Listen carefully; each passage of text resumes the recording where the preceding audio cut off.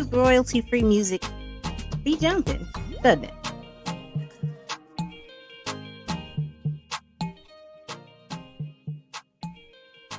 Oh.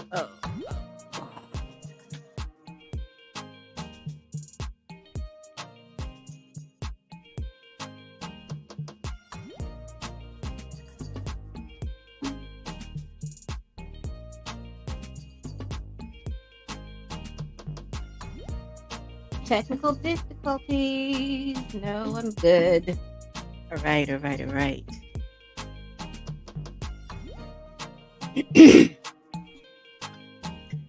All right, here we go, here we go, here we go, here we go.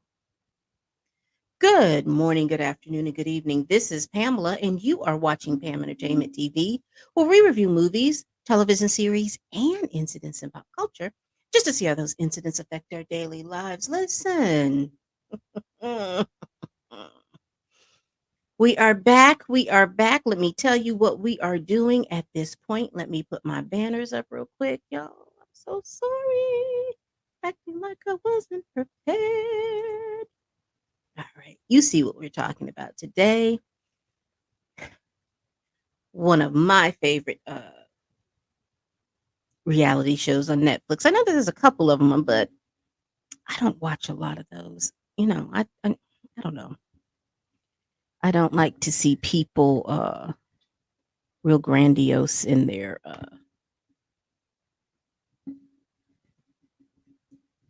I'm clear to say that we all have issues. What I am not clear on is that we show that reality and pump it up for likes and clicks and stuff like that. So basically what I'm saying is I understand that people have their own specific issues and problems and issues, and that is okay. We all do. I do. I am not going to sit here and act a little holier than thou. But there are just some reality shows where they're displaying these people and their issues, and then there is no teachable learning moment. It's just like we're just in their we're in their issues, and every because they've made it public, everybody has opinions about these issues, but this show that itself doesn't offer any kind of resolution that we know or see of. It's just like we just see these people in these issues that they're having. There is no teachable moments, there's no growth, and we keep people in those issues. And that's the part of the entertainment, of the reality entertainment, that I don't like. So some of those shows like uh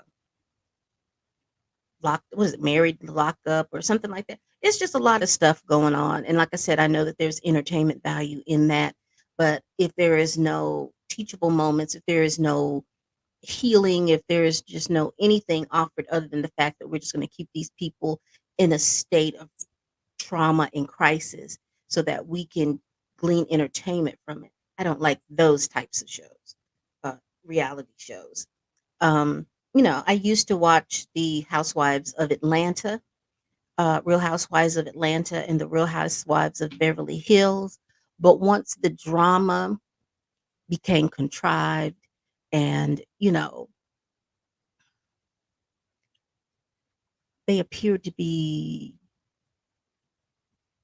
it appears to be phony, and then it became repetitious.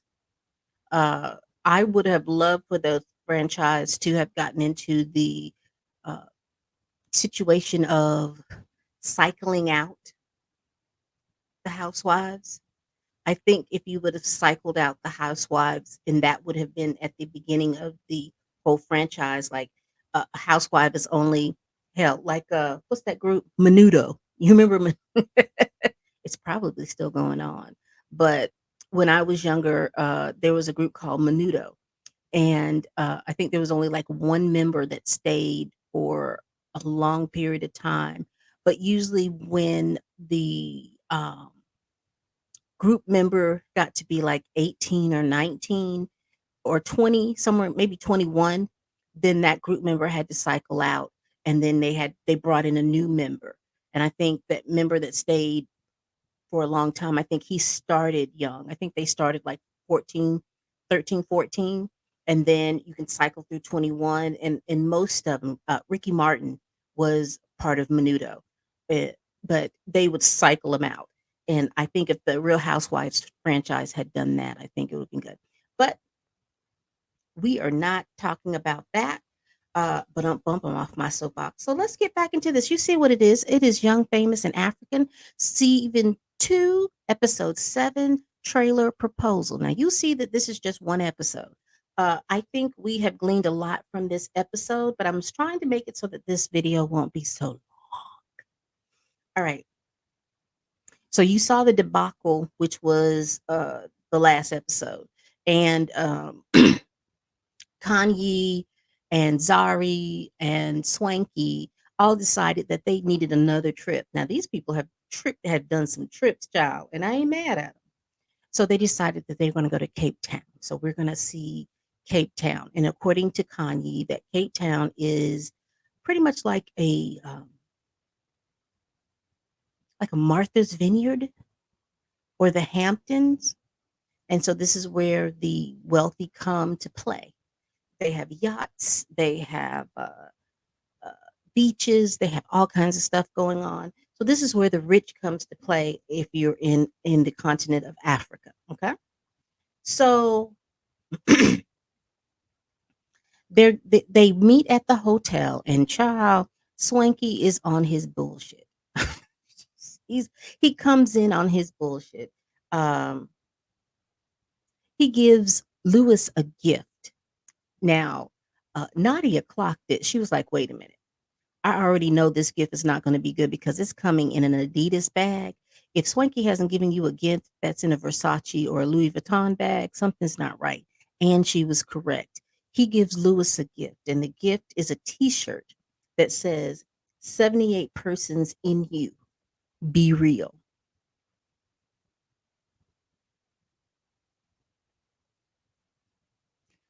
Shady AF. Shady. Being really, really shady. Because if Swanky had some issues and problems with Lewis, then I think as a man, he should have went to him as a man and talked about it. But to give him a shady gift, knowing because you sense, and that's that thing about um, having the self confidence to stick up for yourself. Because once you don't, when you're in a room of people who have very strong personalities and they see that you're weak, it's just like a shark turning on a seal and the orca turning on a seal, and they're going to be as petty as they need to be uh, before they realize that you are not the one. And so Lewis didn't stick up for himself, and I wrote down here, oh, just petty, petty for no reason, and everybody pointed that out, and it just kind of ruined the welcome dinner because he was being so petty. And Lewis is not saying anything. And everything and all of these things are swirling.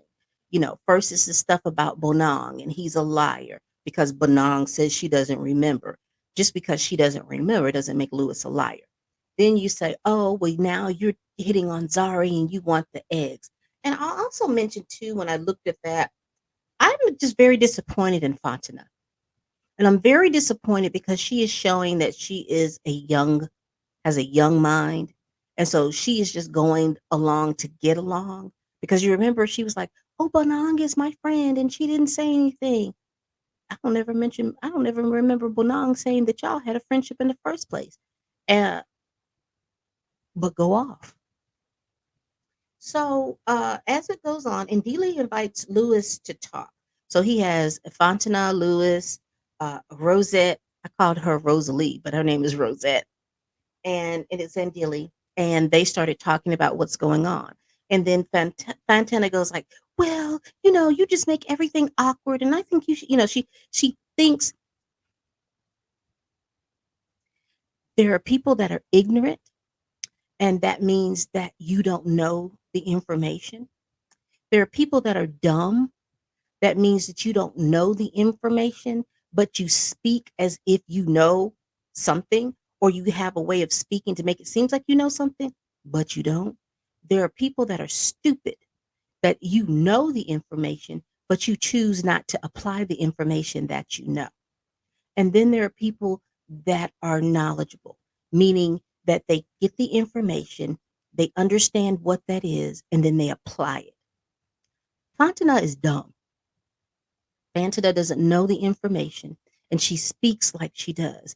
Oh, Lewis, all you have to do is just come to the group and apologize for what you said because that's really creepy that you're talking about eggs. My issue with Lewis is he didn't say anything. He should have said something. But here is my guy.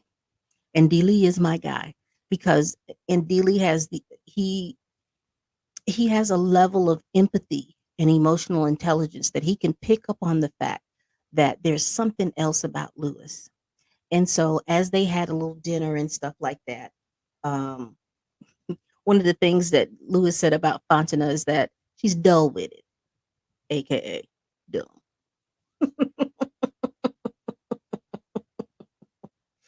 So they have a little group thing, and Dilly talks about what happened. And again, and Dilly picks up that there's just something else going on, just something else going on. So it switches scenes and we go to the beach, y'all. And we have I've written it down. So if you see me looking down, it's because I don't know if you can see this. There it is. There it is. Need my hand to be there. But I have written stuff down. They go to the beach, and on the beach is Nadia Kaji, Swanky, Naked DJ, and Kaylee, and Seba.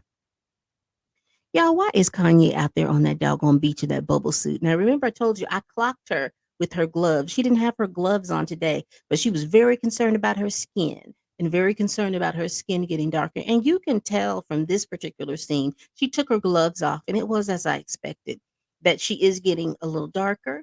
And it is, she probably has stopped that. What is it? It's a vitamin. I want to say it's B17, but don't quote me. It's one of them B vitamins that you can take intravenously. And one of the side effects is the fact that it will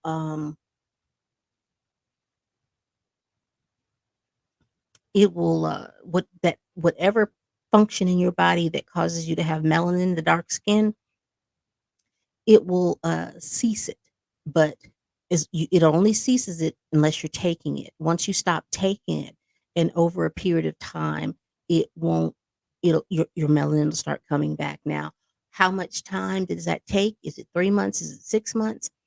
I'm gonna say it's about maybe 6 months because I follow her on Instagram, and what is it? We are May, and I remember like December, so pretty much maybe like December, she's been posting and she's been posting regularly.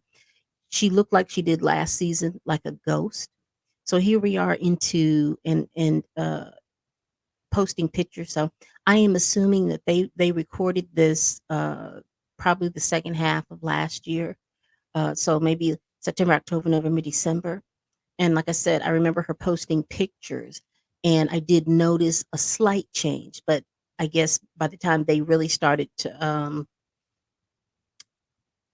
film, she had probably been away from South Africa for a bit of time that she's not getting those drips, intravenous drips, as frequently as she was getting those drips. So, and again, she says that she lives in Kuwait. So, not Kuwait, Lord, Dubai, that she's living in Dubai. So, we're gonna see, we're gonna see. But honey, she was on the beach in this black bubble suit. Everybody said something about it. They just got to the beach and they were just talking. Nothing earth shattering as I recall. But the thing that I really wanted to go over is that, like I said, Ndili pulled Lewis to the side and he had a conversation with him. And Lewis finally was able, and Dilly is that personality that you can sit and you can talk. You can tell that his empathy level is there. So Lewis felt comfortable talking to Andile about what was going on. And he clarified. He says, he talked about the egg situation. He said, I never asked Zari to be my surrogate. He said, at the polo event, it was mentioned about surrogacy. And so, since he has been trying to have children, possibly through a surrogacy, he wanted to sit down and talk with Zari about doing the research about it.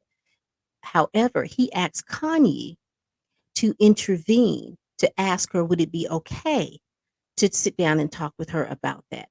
Kanye didn't ask any questions. She just made the assumption that, oh, he wants her to be the surrogate. And that's what he took to Zari. And that's what Zari took to the group because Zari, I would feel uncomfortable at somebody asking for my eggs, you know, uh, particularly, somebody's particularly that I don't know. And then the last interaction that we saw them have, she was just checking to see if he was okay after the Bonang incident. So from that to here, it would, if I was Ari, I would be uncomfortable about that. But he explains to Andile what happened. So Andile kind of, he went a little deeper, and we find out that Lewis was a part of Big Brother Africa a few years back. And what happened was on that show, he ended up having a sexual tete-a-tete with another lady on there. His family and his church caught wind of it. And because of that particular episode, they excommunicated him from the church. Now, they didn't say which church that he belonged to. Uh, and this is just me. The only place that I know, there's a couple of churches that do that. So if you were Amish, they have was it Rumspringer, and if you don't return from Rumspringer, then you are basically excommunicated from the church. They give you an opportunity to go out and feel the world, and if that's what you want, then you stay out there. I know, like Jehovah's Witnesses, if you're not wanting to be part of what's going on with the hall, they will tell you that you can't communicate with your family and stuff like that. And I am thinking there is one more, and I don't know the third one. There is a third one that I recall having some information about, but that's kind of heavy that you can't talk to your family. The church has excommunicated you. Is it the Mormons? It's the Mormons. If you're Mormon, they do that. So that's kind of heavy to know that you have a family and you've made that type of mistake. See, we won't go there. You've made a mistake, and that mistake is being held over your head forever to the point that you can't even see your family. So I can't imagine how it is that you have this young man that has a mother and father and sisters and brothers that he can't communicate with. So when he has different issues and things like that, that you need, you want to talk with your family can't talk to you.